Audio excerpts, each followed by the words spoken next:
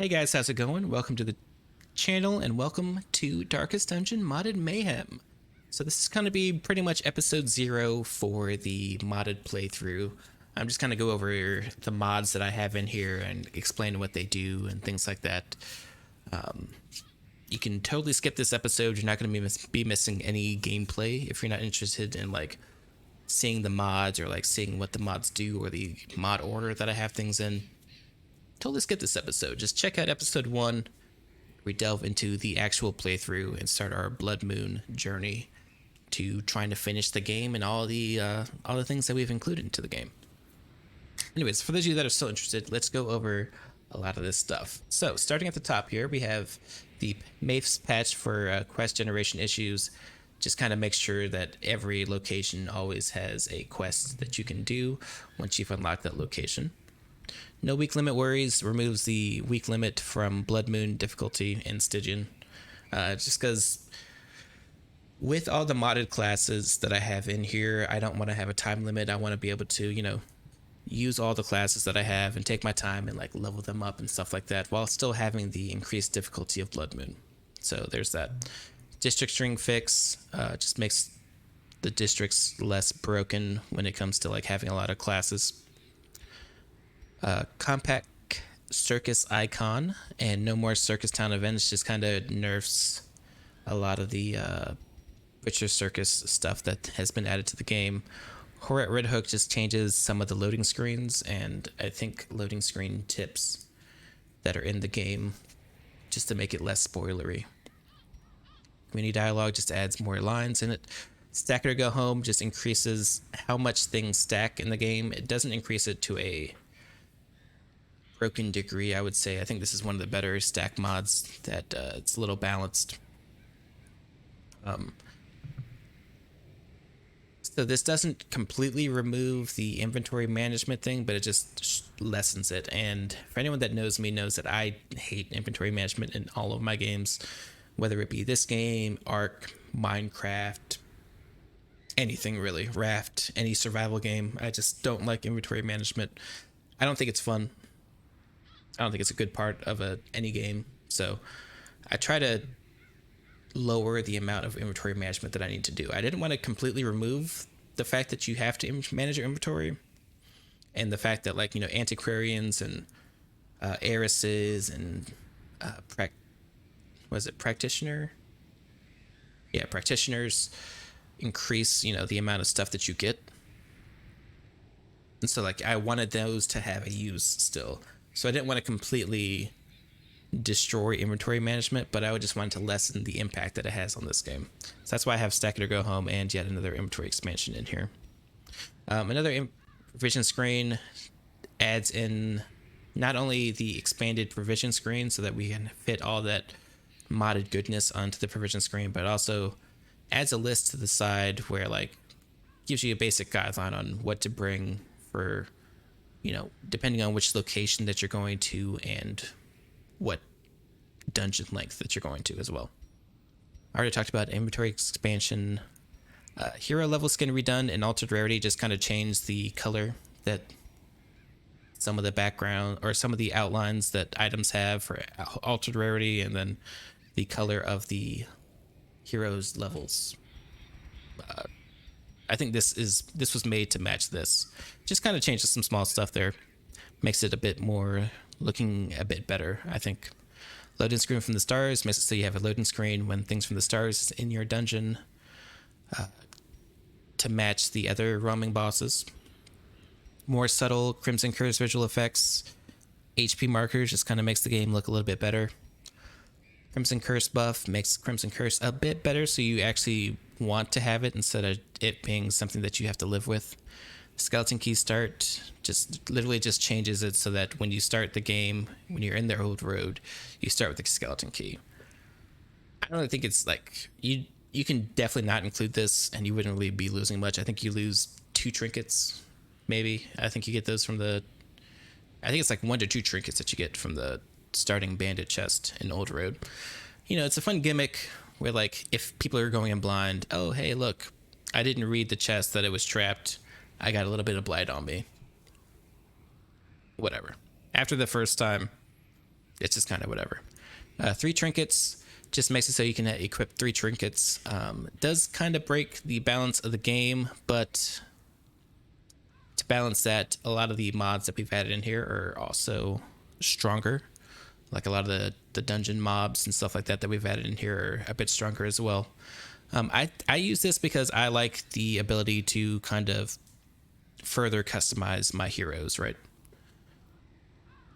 This adds more build variety, and I like that.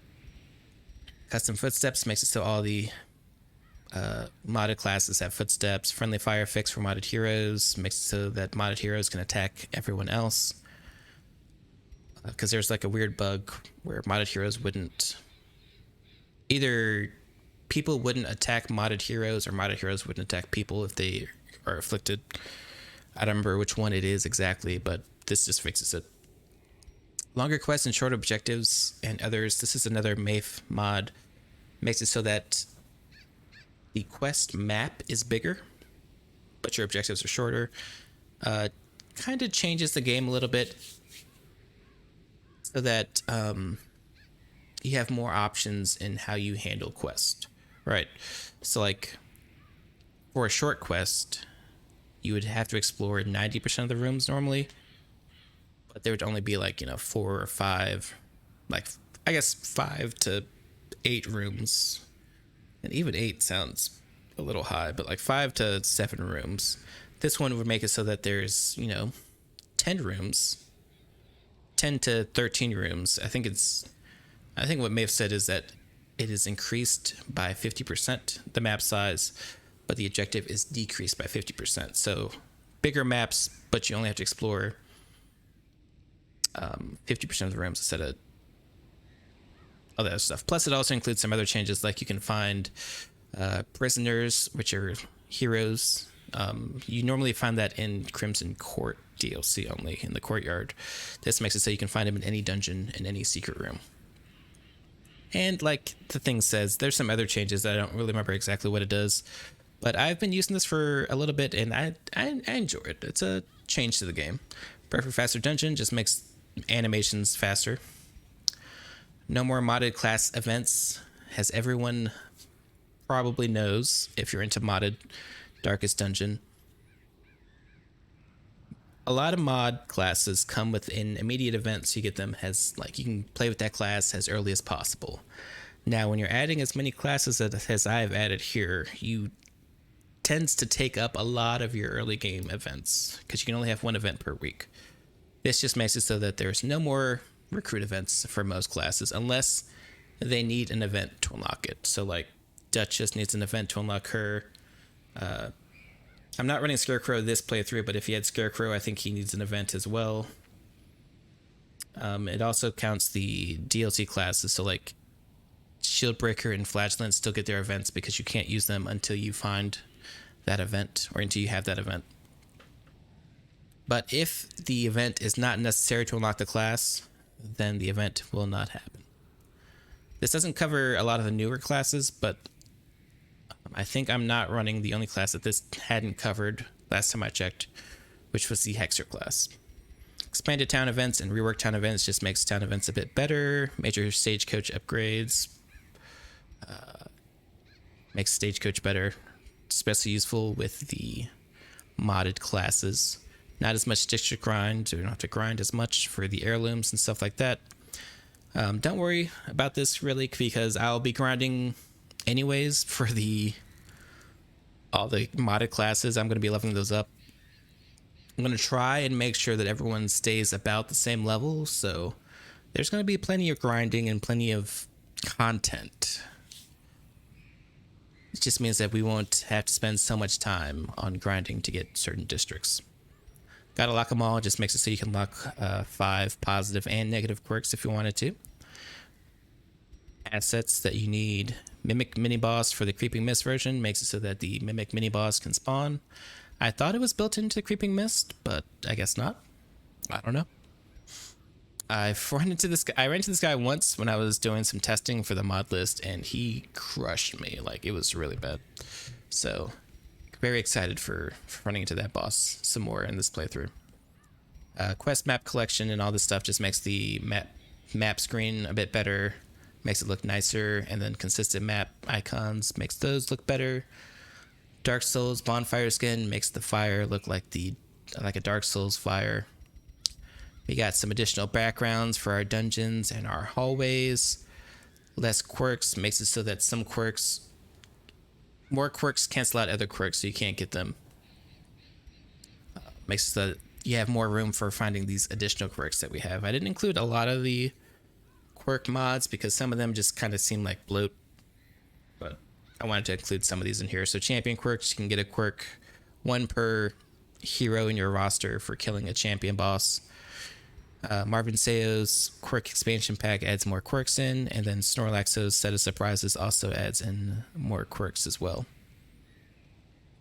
Very cool quirks for these. They're all like really nice. Auto-saving journals just makes it so you don't have to bring the journal back. Once you open it, it saves and you can look at it at any time in town. Single player circus trinkets makes it so that we can get the circus trinkets in single player. It says what it says. Better Nomad Wagon, and this includes Sunward Isles and Crimson Court. I think it makes it so that you have a higher chance of finding higher quality trinkets and more trinkets, maybe. I don't exactly remember. Hold on, let me go ahead and hydrate real fast.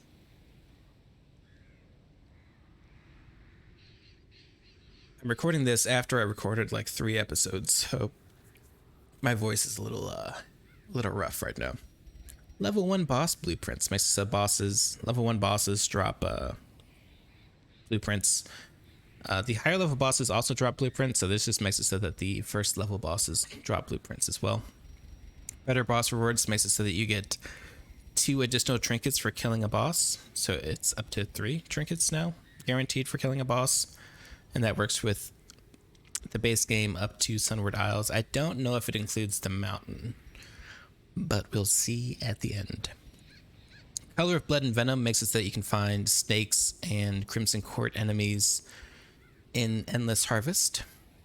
And then we have some new mini bosses here: Shadow of the White Wolf, Unhooded Shrew, Nerub. Scarlet Ruins adds in a ton of content to the ruins, and including new bosses, new trinkets, new quirks, all that great stuff. Courtyard Plus makes it so you can find normal quests in the courtyard. Same for Farmstead Plus, and same for Darkest Plus. This is for, of course, the Farmstead, and this is for the Darkest Dungeon. We have Sunward Isle and all of its expansions and add-ons, including Festival of Light and Death and Night Parade. Roaming Raiju and Raiju are also really good. And again, if you only wanted to use one mod, and you wanted to play, basically Vanilla Plus, but you want to use a couple of mods here, but keep it to a minimum, definitely recommend Sunward Isles. It's basically like a DLC at this point. We have the Mountain, which also includes another dungeon. Not as good as Sunward Isles, but it is pretty good still. It comes with its own challenges and dangers that we're going to get into. Darkest Soul Variety Pack includes some Dark Souls enemies and content into the game. I added this because it works with one of the trinket mods I downloaded, which was Order of Sunlight. So that's why that's in here. Kirby Monsters, of course, all that great stuff. KCC, Koala's Creature Collection, Home for Lost Monsters, Moonlit Dungeon just includes some new monsters that will spawn in the vanilla dungeons. All very good, very recommended. I heard that Moonlit Dungeon is a little rough with some of the enemies, so add this at your own risk. All the other ones are very well balanced, I would say. Banshee is a new mini boss by Marvin Seo and Claire. Amazing, just amazing artwork, amazing everything when it comes to this mod. Definitely great. Incandescent Whisperer, Lev Invasion, Rotting King, again, more mini bosses / bosses for us to run into. I tried to include things that mostly had things that worked with any class, right? Like, so there's a couple bosses that I didn't include in here, like the Marcus brothers and some of the other bosses, because their trinkets only worked for like the vanilla classes, and I made sure to include things that worked with every class, or try to include things that works with every class. That's why a lot of the trinket mods aren't in here either. Alright, so when it comes to trinkets, we have Order of Sunlight, Major Arcana trinkets, and Cultist Simulator trinkets. Very, very nice trinket mods here. Definitely recommend them. I'm using the Chose Hero reworks for our vanilla heroes. I know a lot of people are torn on like vanilla classes if they need reworks or not, but I think that Cho did a really great job of rebalancing some of the heroes. The only one I'm not sure if I'm in love with or not is the Abomination, but everything else is pretty good. Then I have the patches for classes and trinkets. So I'm running Vamp, Twilight Knight, Library. Oh, we'll go over this stuff when we get to the actual mods, but you know, these are just patches for classes plus trinkets and districts. The only district mod I'm running is the Nest. That works with the Void, I think is his name, how you say that, just because it makes his dark spawns a little bit better. We got some more patches and trinkets here, and we're into the actual mods themselves. Now, just because a mod is not in here does not mean it's a good mod. It does not mean that it's not a balanced mod. It just means that it didn't make the cut, or I wasn't interested in the class itself.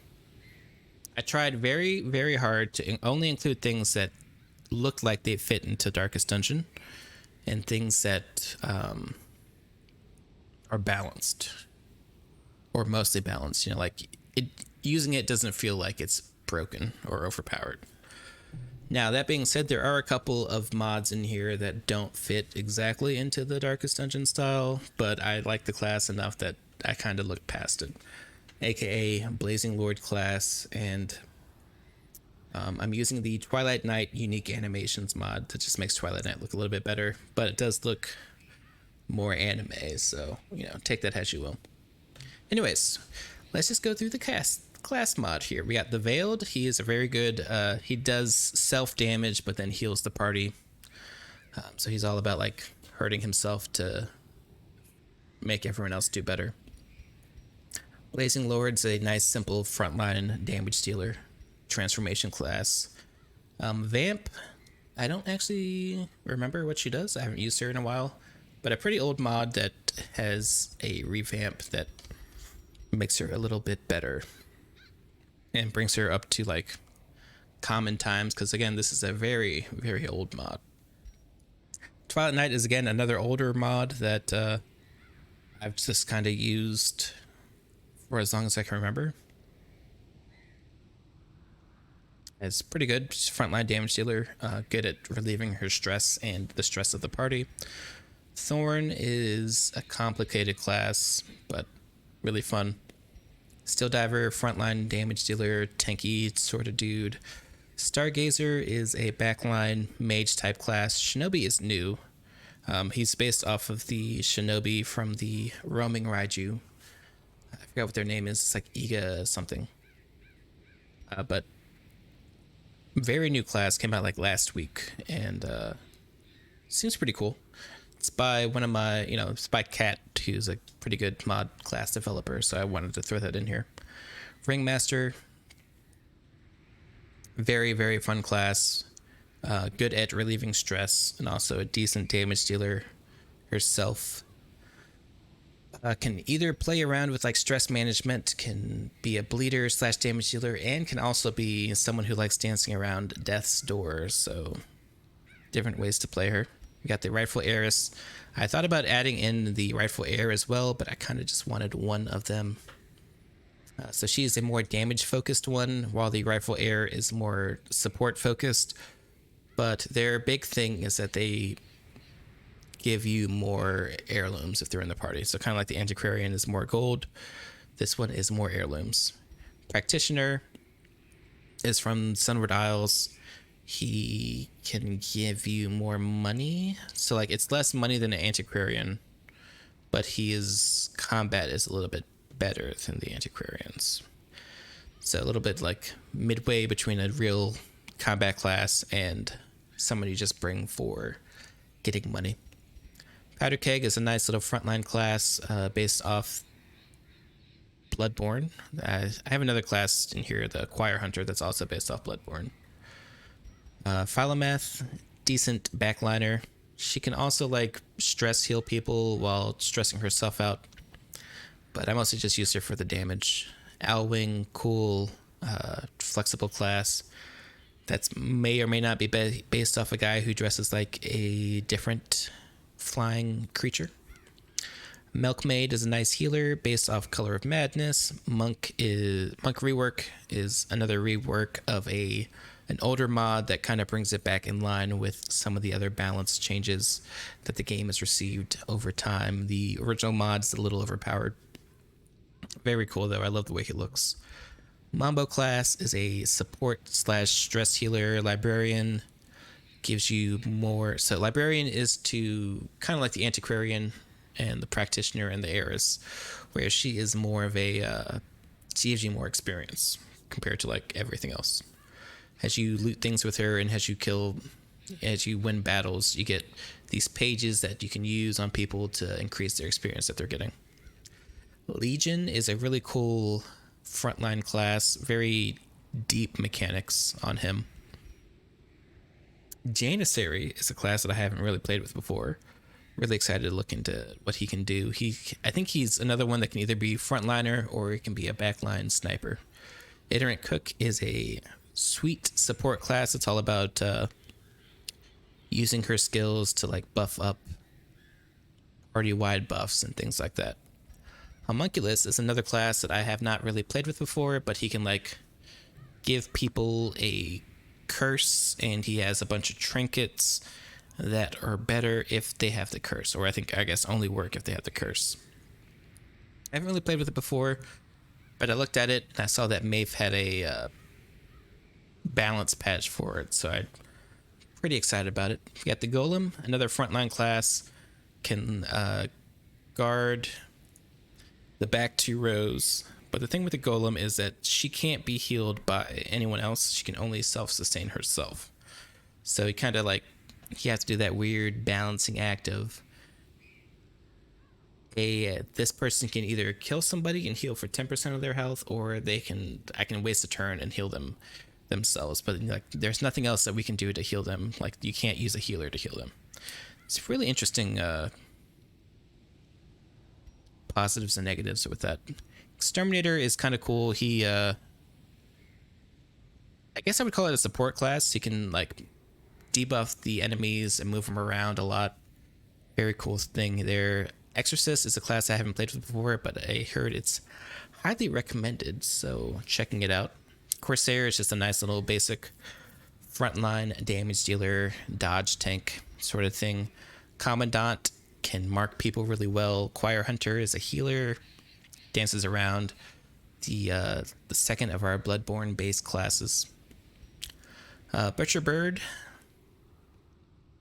This is another older class. It's been around for like as long as I've been playing Darkest Dungeon. I feel like probably like 3-4 years now. I think it came out either 2017 or 2018. And she's like a frontline, like a mid-range damage dealer. I think she has to do with like bleeds and stuff. I don't really remember what she does off the top of my head. Buried is another one of the newer, lesser-known classes. Very cool. It's a transformation class without the transformation. Like as she uses her skills, she has a chance of getting a different skill set, but you can't really control it, and you don't know that she has that different skill set until it's her turn. Really interesting. Really looking forward to playing more with it. I've only like used her in a couple battles so far in my testing. Bowman is a nice little back range damage dealer / debuffer. He can put blight and bleed on people. Very flexible class because he can change his ammo types. So you can either do armor piercing or armor piercing that doesn't pierce like full armor. It's like 30% armor piercing. Or his arrows can then bleed for like 1, or they can blight for 1. Snake Charmer. I haven't really used him too much, but again, a highly recommended class that kind of really fits in well with the vanilla class. Salamander is a nice front-ish liner class. She has like good ranged attacks. She has good melee attacks. Just different ways to build her. Same with the arsonist. All about fire. All about doing debuffs. The thing with his damage over time, though, is that when he puts it on somebody, it doesn't affect them at the beginning of their turn. It affects them at the end of their turn, which is, completely different from normal and has its positives and negatives. So it lets them do more dot damage, but again, it happens after the enemy moves, so like it may or may not be useful for you. The Void's all about like darkness and stuff like that. He can make things dark spawn so that they enjoy darkness more and they're strong in the darkness. I haven't really played with him too much before, honestly, but I figured toss him in here. Modded Mayhem, why not go crazy with it? Succubus, pretty cool class. She, in her human form, she like sucks stats from enemies, so she gets stronger and gets more dodge, and then she can transform into her Succubus form, and she kind of has a combo versus marked targets, things like that. Pretty cool. Also, she sustains herself, like she heals herself with by sucking health from your party automatically every turn. So if you have like a small little AoE healer or something like that, she's pretty good self-sustained tank. Dark Wraith is a Dark Souls based class, but like an evil Dark Souls based class. Again, really good in the dark, so he kind of works well with the Void and Darkspawn type play style. We might try something like that, or we might just use him in the light. I'm not sure exactly. We'll see how things go there as we get further into the gameplay.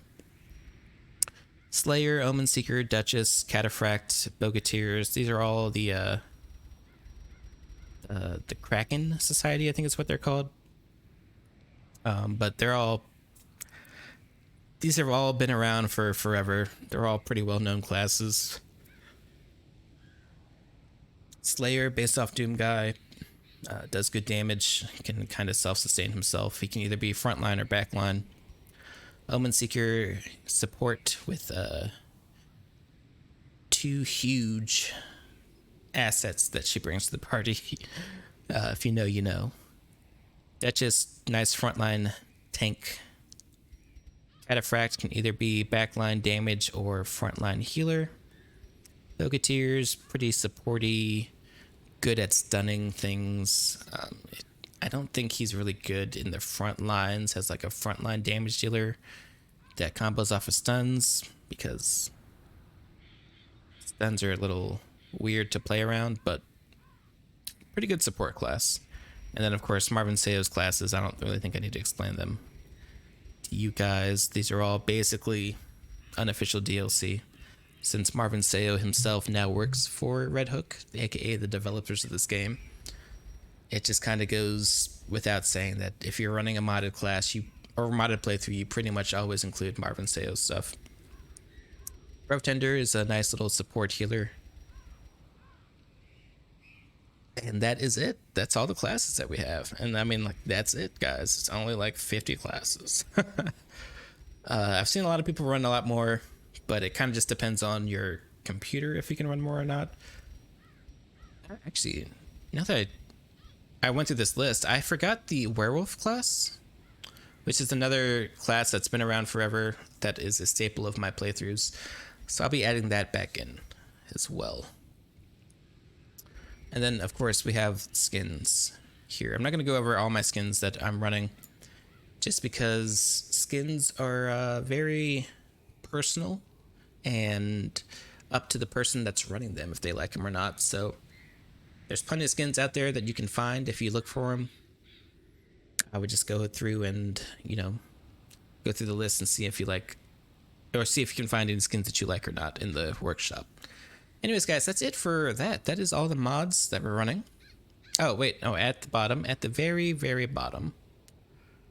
And this is you want to put this, I mean, technically I should move this up so that it is before the skins. But with the weird way that Darkest Dungeon handles its mod list and that you can't just drag things exactly where you want to drag them. We'll just keep it near the bottom here, but this is Claire's journal compatibility fix. Just fixes a lot of the problems that journals have if you have too many of them. So that's good there. I meant to include stacking gem icons in the mod list, but I messed up and forgot it. And with the way that the collection works, it would be pretty hard for me to include it in here. You can go ahead and add it in and try to add it at the bottom if you want to, see if it works or not. I'm just not going to try it because, you know, I messed up. That's on me. Anyways, guys, that is it for the mod list. Thank you so much for tuning in. It's just really me talking. It's been me talking for 30 minutes now about the mods that I'm running. But hopefully it gave you some insight on why I included some of them and why I didn't include some others. That's going to be it for me, guys. Thank you for tuning in. Thanks for watching. And I'll see you in the playthrough. Later.